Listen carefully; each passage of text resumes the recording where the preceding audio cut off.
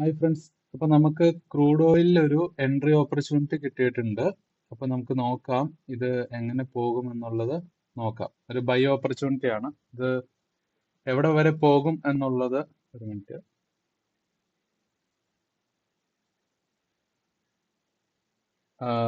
ഈ ഒരു ലെവൽ, ഈ ഗ്രീൻ വരച്ചേക്കുന്ന ലൈൻ വരച്ചേക്കുന്ന ലെവൽ വരെ പോകുമെന്നാണ് നമ്മൾ പ്രഡിക്റ്റ് ചെയ്യുന്നത്. നമുക്ക് നോക്കാം ഇതെന്ത് സംഭവിക്കുമെന്ന് നമുക്ക് നോക്കാം. ഓക്കെ, ഇത് അതിന്റെ ഫൈനൽ റിസൾട്ട് ആണ്. നമ്മുടെ TP ഹിറ്റ് ആയിട്ടുണ്ട്. പക്ഷെ ഞാൻ ഈ ട്രേഡ് ഇവിടെ നിന്നാണ് ഞാൻ ഈ ട്രേഡ് എടുത്തത്. അതിനുശേഷം ഞാൻ ഫ്രൈഡേ ഒക്കെ ആയപ്പോൾ ഈ ഒരു റേഞ്ച് ഒക്കെ എത്തിയപ്പോൾ ഞാൻ അത് എക്സിറ്റ് അടിച്ച് മാറുകയാണ് ചെയ്തത്. കാരണം വീക്കെൻഡ് ഹോൾഡിംഗ് നമുക്ക് അലൗഡ് അല്ലായിരുന്നു ഫണ്ടഡ് അക്കൗണ്ട്സിൽ. അതുകൊണ്ട് ഞാൻ എക്സിറ്റ് അടിച്ചു. നമ്മുടെ ഫൈനൽ TP എന്ന് പറയുന്നത് ഇതായിരുന്നു. ഇപ്പൊ നമ്മുടെ TP ഹിറ്റ് ആയിട്ടുണ്ട്. ആദ്യം TPയുടെ തൊട്ടടുത്ത് വരെ വന്നിട്ട് അത് റിവേഴ്സായി എഗെയിൻ TP ഹിറ്റ് ആയിട്ട് നിൽക്കുന്നുണ്ട്.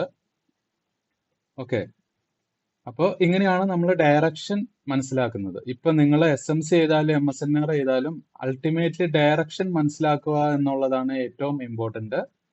സോ ഡയറക്ഷൻ മനസ്സിലാക്കിയിട്ട് നിങ്ങൾക്ക് ഏത് സെറ്റപ്പ് ആണോ കിട്ടുന്നത് ആ സെറ്റപ്പ് വെച്ച്, ഇപ്പൊ ബുള്ളിഷ് ആണ് നമ്മുടെ ഡയറക്ഷൻ കിട്ടുന്നതെങ്കിൽ ബുള്ളിഷ് സെറ്റപ്പ് മാത്രം നോക്കുക, ബെയറിഷ് നോക്കരുത്. കാരണം ബെയറിഷ് ഒരു ട്രാപ്പ് ആകാനാണ് മെജോറിറ്റി ചാൻസ് കൂടുതൽ.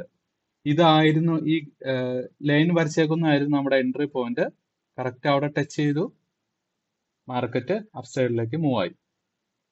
ഓക്കെ, ഇത് 30 മിനിറ്റിലായിരുന്നു ഈ എൻട്രി ഞാൻ എടുത്തത്. കണ്ടോ, ഈ ഒരു ലൈനിന്റെ താഴെ മാർക്കറ്റ് പോയിട്ടില്ല.